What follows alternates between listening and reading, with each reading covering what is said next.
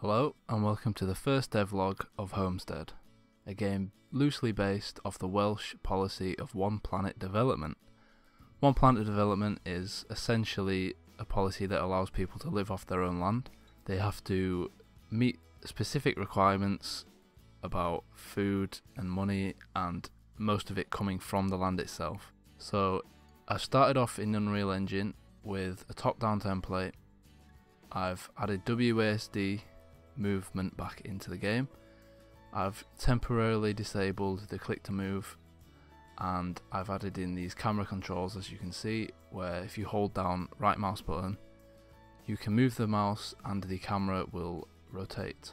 Also, the scroll wheel allows the camera to move in and out, so you can get a closer view of things closer to the ground and your character. I've also added an example object where when you hover over it will be outlined in blue, and when you select it, it will be outlined in green. So for example, you've made a garden, your tomato plants are growing, you can click on them, it will pop up with the details tab, which will show you everything from how long it will be until harvest time, if it has any problems such as a bacterial or fungal infection, and if it is lacking any nutrients. For this project I've decided to use an asset pack. For my previous game Hive Mind, I made everything myself, so the development time took far too long, and as the scope for the programming of this project is far greater, I decided to save myself some time and use this asset pack that I already owned. So here I'm just experimenting with the models and the different materials, trying to see what things could possibly look like. At first I thought I could make everything inside of a actor and then just tile stuff. Turns out that that wouldn't work, so eventually I switched to just making things straight into the level itself, and then I'm going to try and combine those and then put them into an actor later. I haven't processed any of the models yet, so here I'm just bulk editing them in the matrix so I can turn all their collisions to complex to simple, which will allow me to go through, for example, this river plane and not be Jesus and be able to walk on water. Here I'm just creating a simple water material so I can test what it would look like if I was standing in the water, and here is the start of the new water material. This is the first attempt, not great, but here is the final outcome. It's just a little bit of froth on the edge, and I mentioned my game Hive Mind earlier, which is now on Steam, available to wishlist, so if you'd like to go have a look, I'll leave the Steam link in the description. It's a 1 to 4 player hive management co-op. You play as one of the bees and your main objective is to fill the remaining empty cells before winter arrives, but there are other factors taking your attention: hungry larvae, angry workers, hive invading wasps, and other players. Okay, back to the new game. I was experimenting with these river edge pieces to try and get a layout for a quick river design. I didn't want it to just be a straight line for the first one because I was just experimenting, so I created this little S shape and then put in these large landmass objects. So here's the first in-game shot of what it would potentially look like. So from here I thought this is promising. There's 3 floating islands and this weird river pattern in the middle of a huge hollow mountain region, but I still thought it looks good and I could see the potential when everything's full. So I was using these smaller kind of land models to fill in the gaps between the big ones.